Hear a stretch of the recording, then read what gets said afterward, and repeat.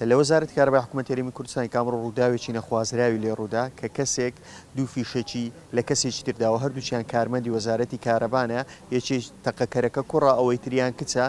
بە جۆرەی زانیاریەکان کێشەکە کۆمەڵایەتی بووە لەو شوێنێکە من لێ وەستاوم ڕووداوەکە لێرە ڕوویداوە و ئێستا کچەکە گیانی لە دەستداوە و ئەو کەسەی تەقەشی کردووە لەلایەن هێزەکانی پۆلیس دەستگیر کراوە. ئەمڕۆکە کاتژمێر 10 دقیقە ڕووداوێک ڕوویدا لە نێو وەزارەتی کارەبا دوای ئەوەی کە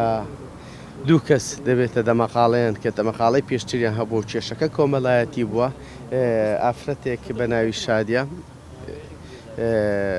مهندسە بووە لە وەزارەتی کارەبا لە کاتی وەرگرتنی موچەی مانگانەی خۆی هاتۆتە وەزارەت سەردانی وەزارەتی کردووە بەڵام کارمەندێکش هەردێکوانە لە بەشی ئامار بووە پەیوەندیەکیان هەبووە دواتر ئەو پەیوەندیە نەگەیشتە بنبەست کێشە دروست بووە لە نێوان ئەو ئافرەتە و ئەو کوڕە و ئافرەتەکە دیارە شووی بە کەسێشکە کردووە ئەو کوڕە لە پای ئینتیقامکردنەوەکە هەڵساوە ئەمڕۆکە دەمانچەیەکی هێناوە تا ناو وەزارەت و دواتر هێرشی کردوتە سەری و ئەو بۆ گولەیەکی بەرکەوتەوە ئافرەتەوە گیانی لەدەستداوە. گەنجن ئەمڕۆ ژووری ڕۆژێ وەرگرتنەوە موچەی بوو هەڵ بنەوێرە موچەی خۆیان وەربگرن ئەوەی پیا و فەرمانبەری دیوانە ئافرەتی فەرمانبەری ڕێبەری گشتی دابەشکردن لێرە داوام دەکەن هەردووکیان بەڵام ئافرەت مۆلەت بوو دوو ڕۆژ مۆلەتی وەرگرت.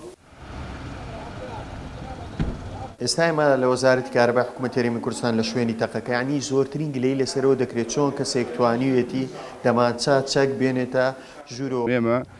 هەر کەسێک لە دەرەوەی وەزارەت بێ نەناساو بێ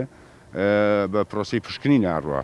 بەڵام مەئلوف نییە لە ناو حکوومەت و لە ناو هەموو دام و دەستگاکانی دەوڵەتە کارمەندی خۆت بپشکنی.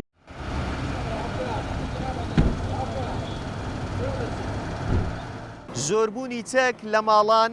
ولای خەڵک لە هەرێمی کوردستان وای کردووە زۆربەی کێشەکان بە تەقەکردن کۆتایی پێبێت.